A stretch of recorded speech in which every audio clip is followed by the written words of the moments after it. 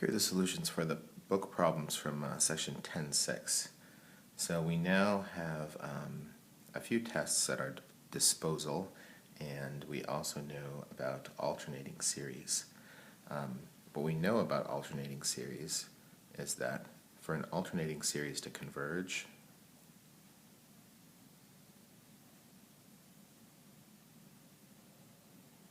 if we know that it's alternating, then if the terms, their absolute values are going to 0, then the series converges.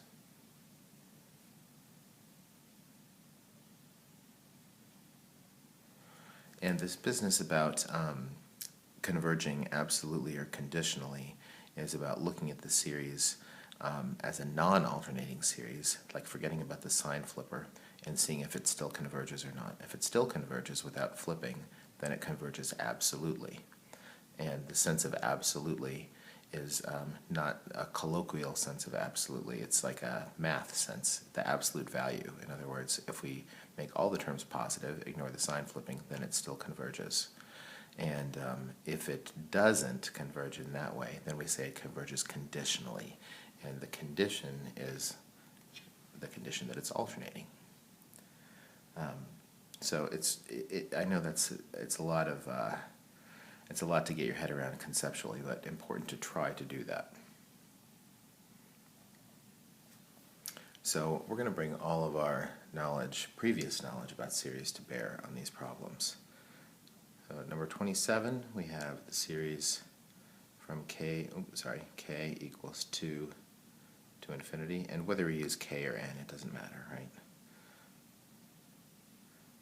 There's our sign flipper. Sorry, this is 27. I'm looking at 29 there. Negative 1 to the k times k squared plus 1 over k cubed plus 2. If you look at the directions for this set of problems, all the problems from 13 to 30, the directions, they don't tell us anything about whether it's converging or not.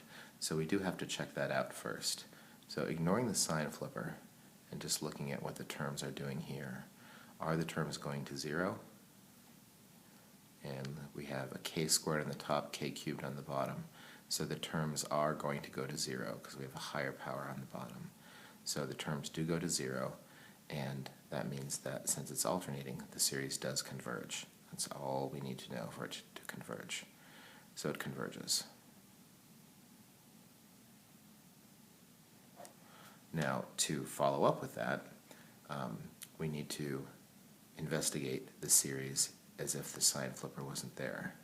So consider the series, same series, but without the sign flipper. So just k squared plus 1 over k cubed plus 2. Well, what do we know about this series? We know that by the limit comparison test, this series behaves like k squared over k cubed. That's like the series 1 over k, which diverges.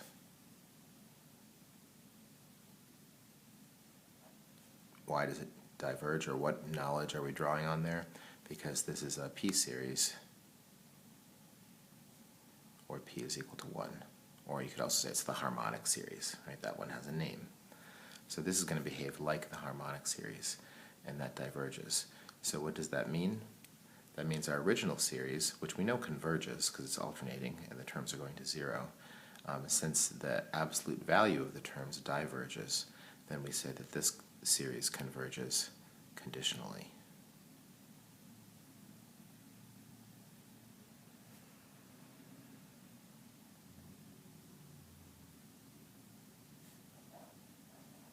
Right? That's because we knew that this one, the original series, converges because it's alternating and the terms are going to 0. But when we looked at the series without the sign flipping, that series diverges. So this series only converges because it's sign flipping, and that's that conditionally. That's what that means. Number 20.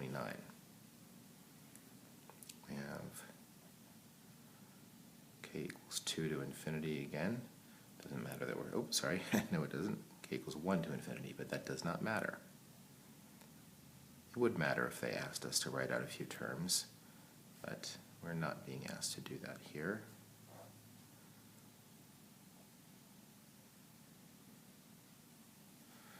Now we could look at this and see, are the terms going to 0? With factorials, this is going to grow much faster than this. If you could imagine plugging in larger and larger numbers like 50 factorial over 99 factorial, for example, if you plugged in 50, this gap is going to grow bigger and bigger, so these will grow faster and they are going to 0. So we know that this converges.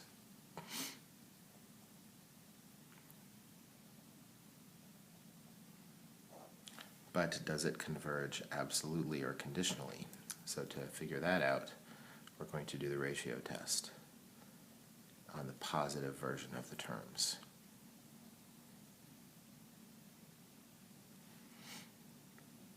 We're going to check out the limit as k approaches infinity of this series, ignoring the alternating signs. So we have the k plus 1 term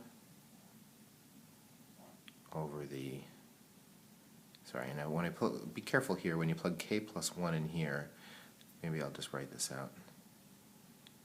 Make sure we know how to do this. We're replacing the k with k plus 1.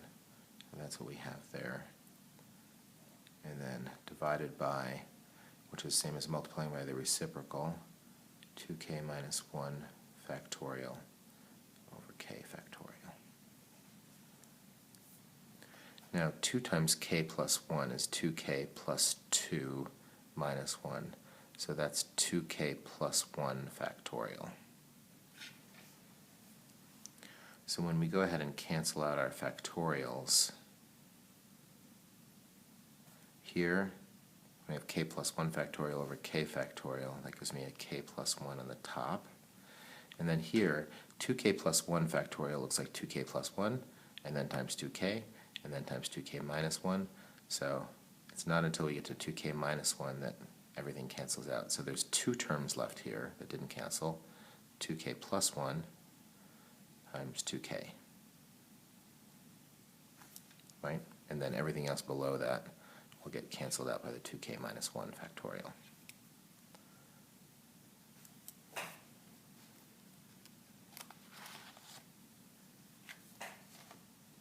And that, I have k on the top, and on the bottom I have 4k squared. So k on the top, I have a higher power of k on the bottom. That limit's going to go to 0. So that means that the original series, even if without the sign flipper, that this would still converge. So this means that our original series converges absolutely.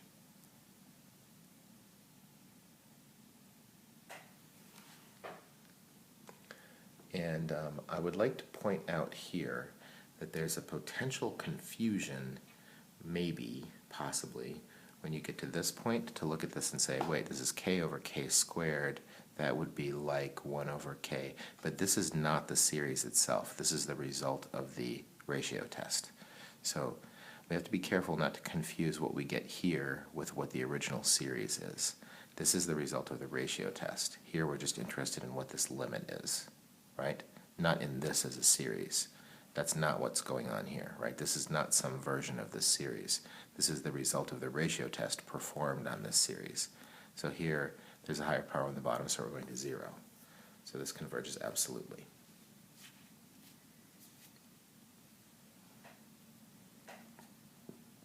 Number 30. Here we have a series k equals 1 to infinity, sign flipper, negative 1 to the k plus 1, and 3 to the 2k minus 1 over k squared plus 1. It's maybe hard to tell here exactly what is going on with these terms. So I'm going to go ahead and do the ratio test on this. And the nice thing about the ratio test is if I was wrong about this converging in the first place, then the ratio test will tell me that. So I'm not going to say that this converges or not, because I'm not really sure. Maybe you know, maybe you don't know. There's a way of evaluating this. You could use L'Hopital's rule to see if it converges at all, but the ratio test will tell you.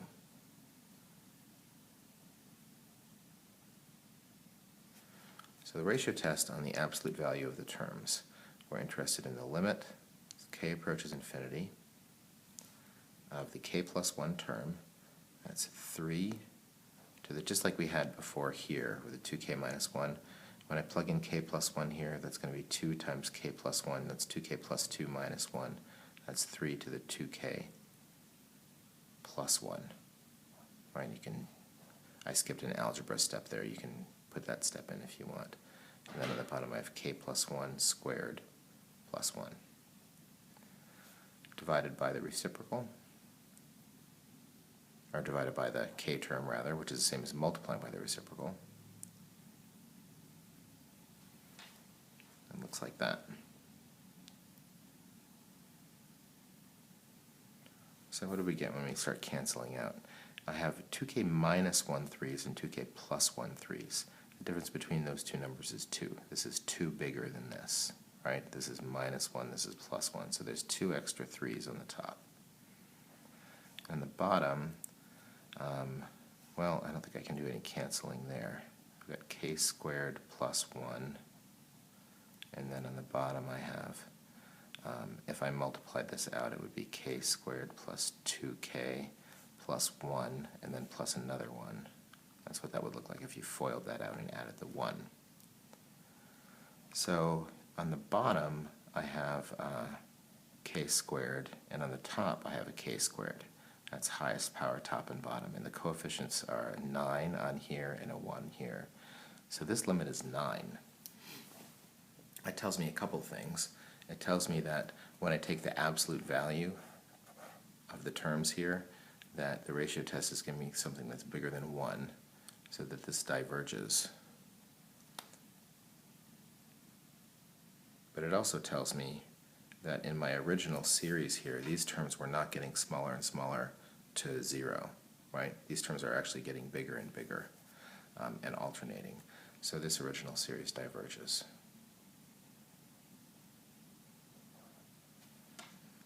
And doing L'Hopital on this, you could also just check out what's the limit of these terms themselves, like checking out what the terms are doing, and L'Hopital's rule here would tell you that in fact they are getting bigger and bigger. So there's a few problems of that type. And it wouldn't be a bad idea. There's more of them up here. Maybe I should have assigned some more of those, but I thought this was enough in total. So at some point you might go back and try a few more of those. Maybe I'll assign a few more. We'll see. All right. Number 31. We have new directions now. For each series satisfies the hypothesis of the alternating series test. What does that mean? It means they're telling us that the terms are going to 0 and it's alternating. So all of these series do in fact converge by the alternating series test conditions.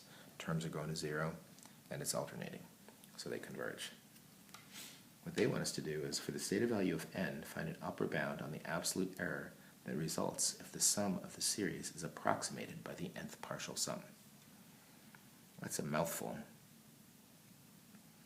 If you understand what it means, it's actually supremely easy to do this.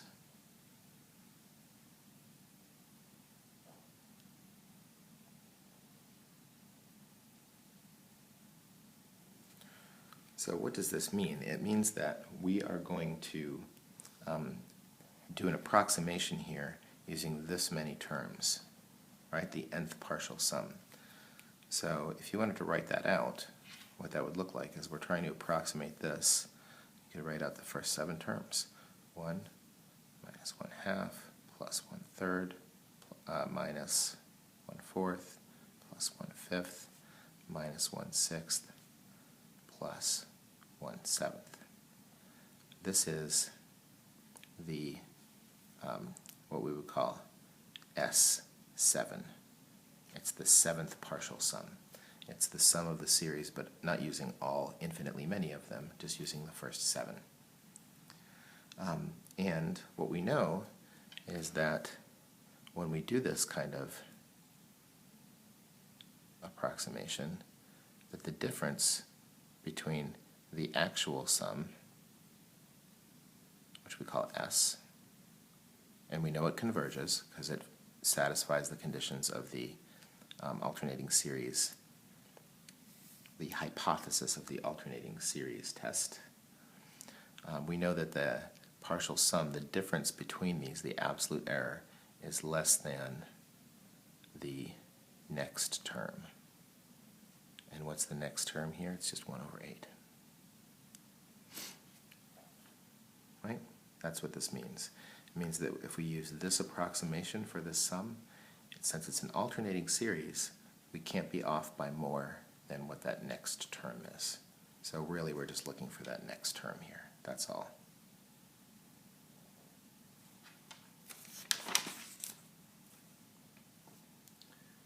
In number 35, kind of the same idea, getting a little bit more nitty-gritty here, I guess.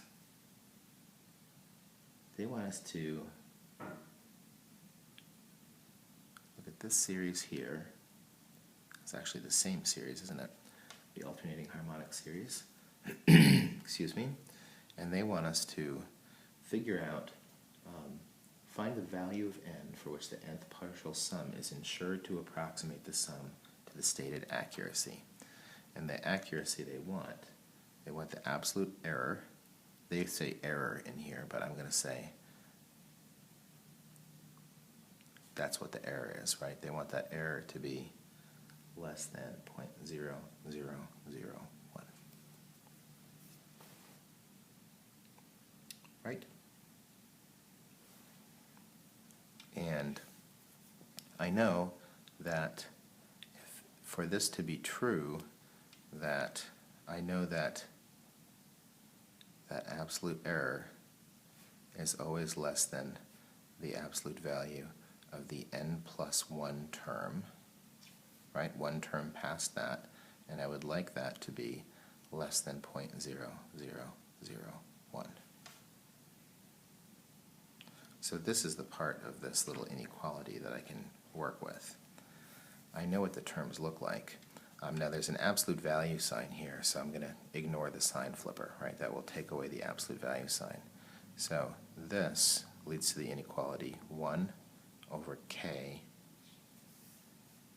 the n plus 1 term would be 1 over k plus 1, right? Would have to be less than 0.0001. Right? I need the next term to be less than whatever their error bound is. And looking at this, it might be easier for me to see. You could just flip over both sides. I don't know if you remember this rule from algebra, that if you flip over both sides of an inequality, and you know that both sides are either positive or negative, and I know that both my sides are positive here, right, because I took my absolute value and I ditched the sign flipper, that when you flip both sides of an inequality, that changes the direction of the inequality. And when I flip over 0.0001, that's the same as 1 over 10,000. So when I flip it over, I get 10,000. And when I subtract 1 from each side, I find that k must be greater than 9,999. Right? K must be greater than that. So how many terms do I need? The value of n that I need must satisfy this inequality, right? So the first integer that's bigger than 9,999 is 10,000.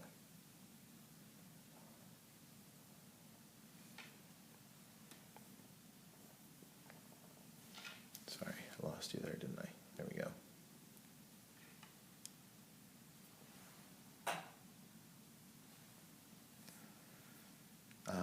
Takes a little bit of practice, to get used to these problems with this kind of error-bound thing, but it is something we're very interested in being able to do. Oh, there we go. What's next? Number 37.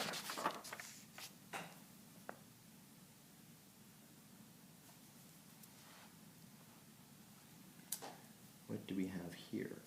Same exact directions. So, starting with the series, k equals 1 to infinity of -1 to the k plus 1, there's my sign flipper, over the square root of k.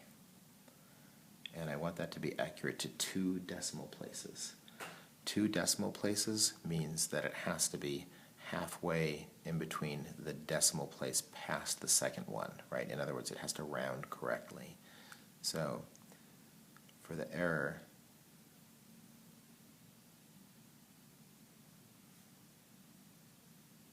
I know that this is true for alternating series, right? And 2 decimal places is an accuracy of 0.0. There's the second decimal place, and then I put a 5 after that. That's how we ensure that it rounds correctly to that decimal place. That's an important thing to know. Okay, so what does the n plus 1 term look like? The n plus 1 term the absolute value of it looks like 1 over the square root of k plus 1. I need that to be less than 0.005. So I'll do the same thing I did in the last problem, flip both over. And when I flip 0.005 over, this is one way of understanding this. 0.01 is 1 over 100. And by putting a 5 here, that's cutting it in half, so this is 1 over 200. Right? It's half of that decimal place. You want to be accurate to the nearest hundredth, then you have to be within 1 over 200. That's the same as this. You can also, if your calculator active, which you sometimes are in these problems, excuse me, 0.005, you can just inverse that and you get 200. And I put an equal sign there, but I don't want an equal sign. I want an inequality, which will change direction like that, because I flipped them both over. And now I just have to solve for k. Excuse me. Squaring both sides, get k plus 1 is to be greater than 200 squared is 40,000. So k has to be greater than 39,999. And that means, since it has to be greater than,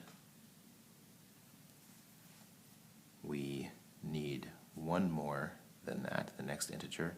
So the n we're looking for is going to be 40,000.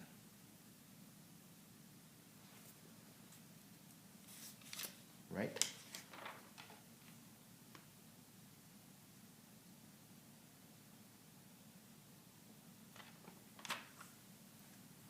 And I'll have to check in the back of the book and see. They might have this number here, whether they're allowing us to be equal to that or not.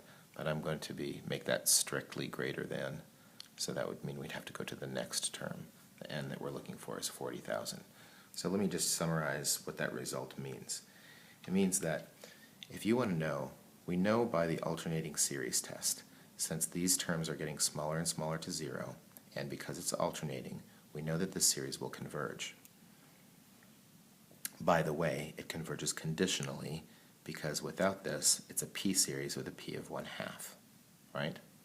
But it does converge. So if we want this to be accurate, if we want to make an approximation for this sum, whatever it adds up to, if we want to make an approximation for that, and we want it to be accurate to 2 decimal places, then this is what we need to do. We need to have 40,000 terms to get that accuracy. That's a lot of terms. What does that mean? This series is converging very slowly, but it is converging. Number 39.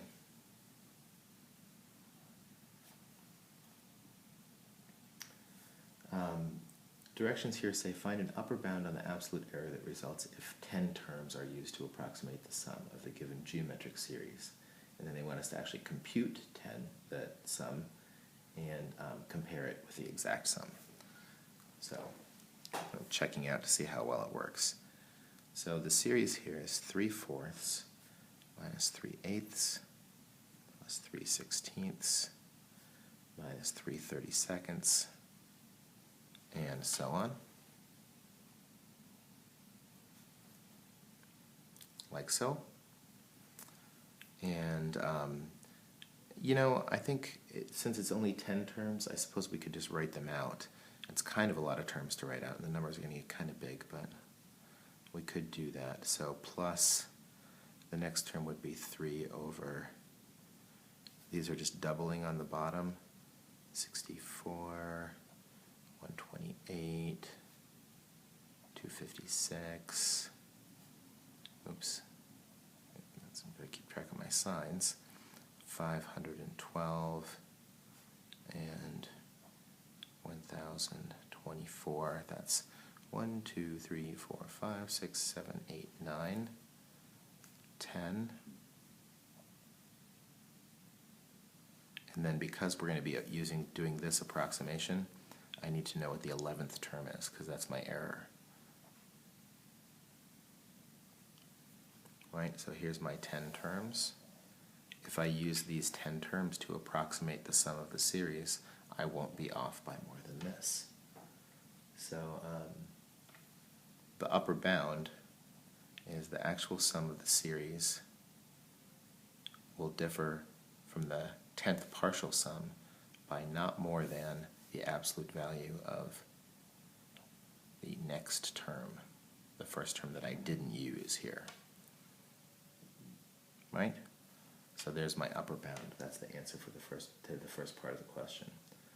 And now they want us to check and see how this works, to see what the actual difference is. So there's a formula for the sum of the first however many terms you want in a geometric series. I don't know if you probably don't remember that, so I'm going to pretend we don't know that, and I'll go ahead and do it the old-fashioned way.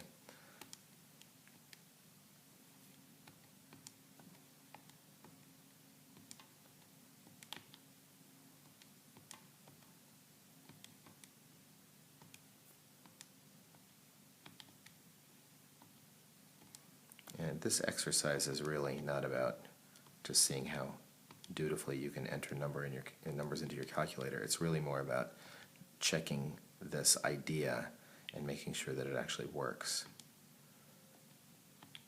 I shouldn't talk while I'm doing this. I might mess up. I hope I don't.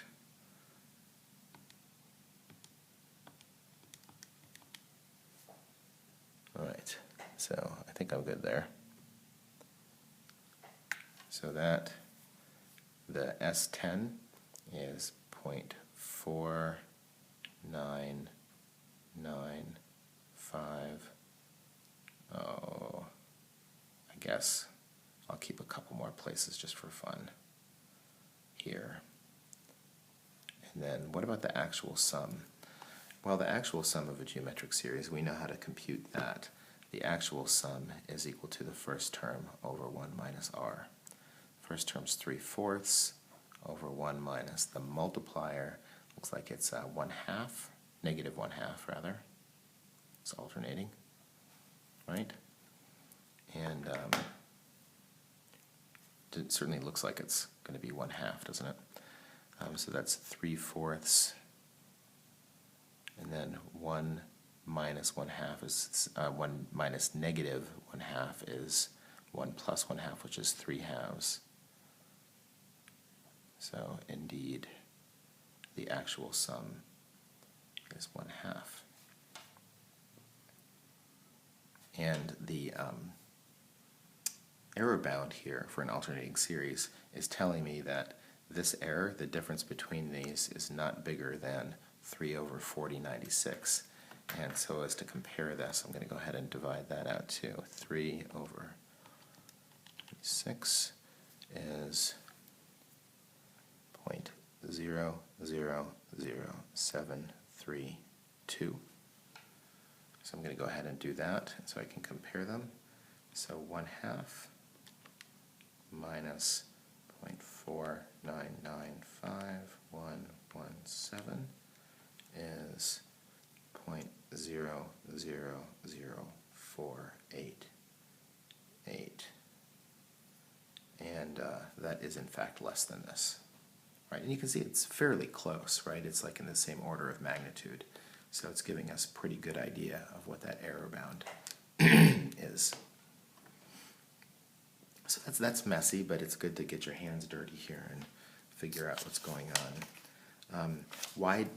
Also worth thinking about, why do they choose a geometric series for us to test this? The reason is because a geometric series at this point is the only kind of series where we can actually find that S. We know what the real sum is.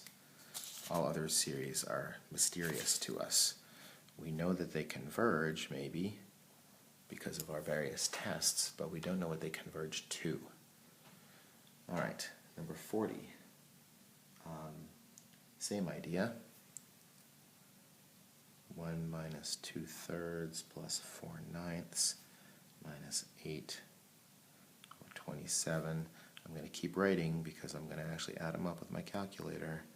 That's kind of tedious. See how far I can get with my powers of 3 and powers of 2 on the top.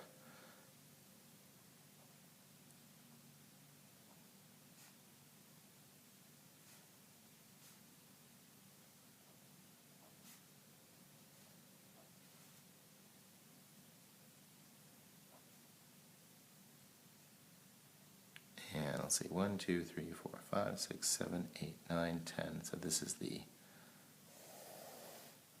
11th term. That's how far I need to go.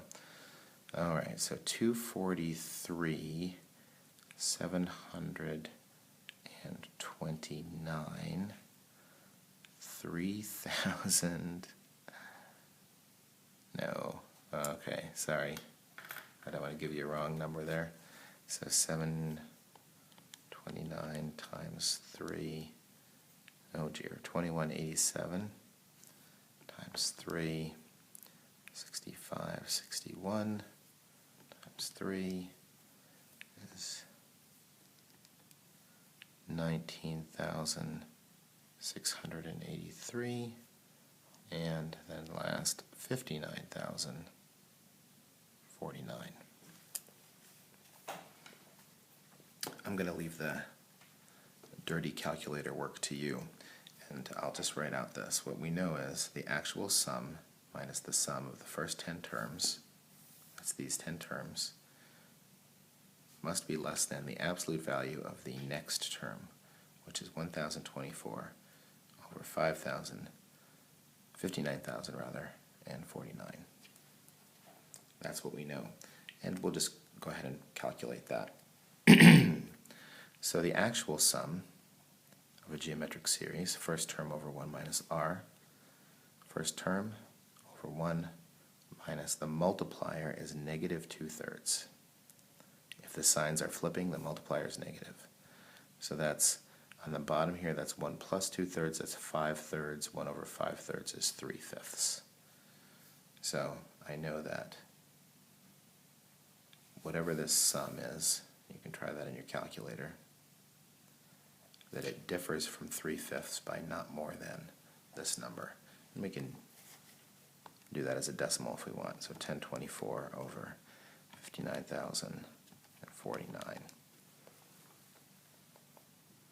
So not more than 0.01734 or so. If you're wondering why I'm not just keeping 3 decimal places, I don't know what this difference is going to look like, so I think I'd like to have more than that, just to see.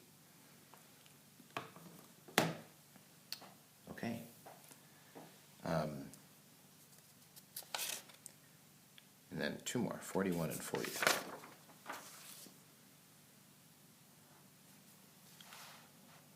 Number 41.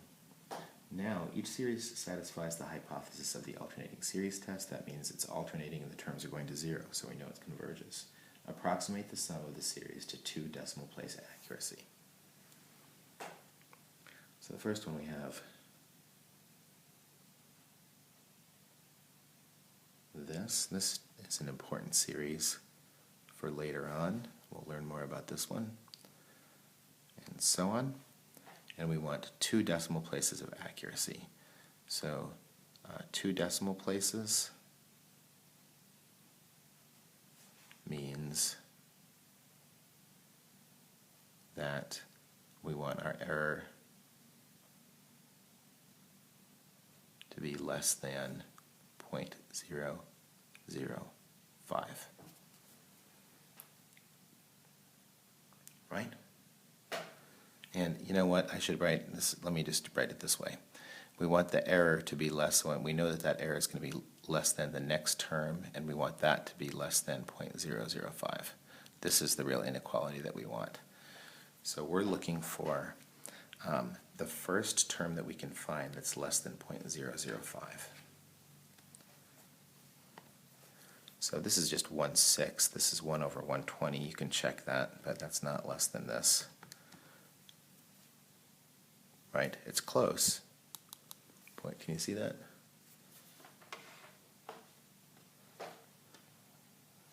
That's 0.008. So it looks like the next term, if I do 1 over 7 factorial, 1 over 7, you know where the factorial button is on your calculator? Math, probability, number 4. So this term here is 0.000198, etc. That's the first term that's less than this. So what does that mean? It means that if I want to have the approximation that I would like to have that's close enough within the error that I'm allowing here, it means that this is the first term that I don't need, right? This is the error term. This is the n+1 term. I found a term that's less than that. So what's my approximation? It's this. So my approximation is 1 minus 1/6 plus 1 over 120. Whatever that is. And you could do that as a decimal, or you could do it as a fraction. That's 120 minus 20. It's 101 over 120, I think, as a fraction. Or you can do 1 minus 1/6 plus 1 over 120, and then, yeah. So either way. So there's my approximation. How good is this approximation for this whole series? Well, it's good to 2 decimal places, right? That's what we just did. By finding the first term that was less than our error bound. And then last problem, same thing. I have the series 1 over 1 times 2 minus 1 over 2 times 2 squared plus 1 over 3 times 2 cubed minus 1 over 4 times 2 to the 4th plus, and later on in this chapter we'll get more practice writing the general term. If you wanted to know, like, what does the nth term look like for this? Well, it's sign flipping, and it starts with a positive, right? So that would be -1 to the n+1 to make sure that the signs flip, and it starts with a positive.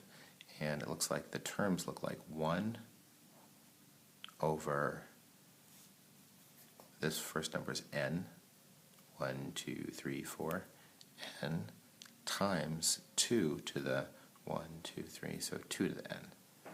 That's what the general term would look like. They didn't ask us to do that, but just for practice. Okay, and we want to be accurate to 2 decimal places again, right? So again, 2 decimal places means that I'm looking for a partial sum here. I know that the error is less than the next term, and I would like that to be less than 0.005. So we need to do the exact same thing. We just need to find the first term here, the n+1 term that we don't need. So I'll just check here. Pretty sure that's only 1/8. I don't think this one's going to cut it. 1 over, let's 8 times, that's just 1/24th. And this, remember, that's 1 over 200. Right, so I could try this one. That might do it. 4 times 2 to the 4th. 2 to the 4th is 16 times 4. No, that's only 64, so I'm going to need to go further. The next term would be 1 over 5 times 2 to the 5th. 2 to the 5th is 32 times 5. That's 160, so still not there. It's still not small enough. So it looks like the 6th one will do it. The 6th term will be 1 over 6 times 2 to the 6th. 2 to the 6th is 64 times 6 is 384 maybe? 1 over 384 I think. 6 times 64, yeah. And that's less than 1 over 200. So the 6th term is the first one that I don't need, right?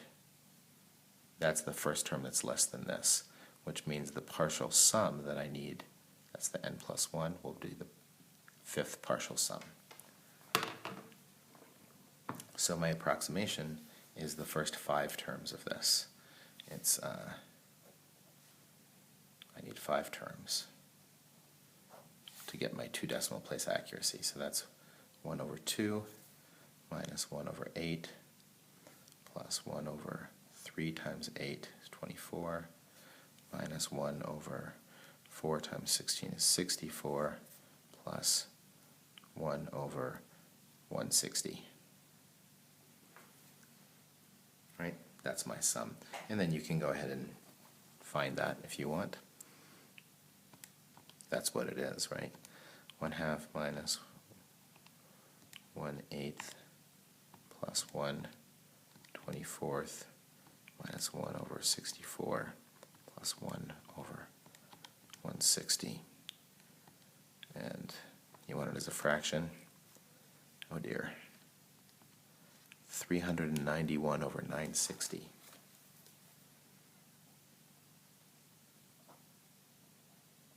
What is this? This is the 5th partial sum of this series. How good is it as an approximation? Well, it's good to 2 decimal places. Because the next term after this, the first one we didn't use, is less than our error bound. All right, well that's a head full of stuff for you to think about there. And a long video, sorry about that.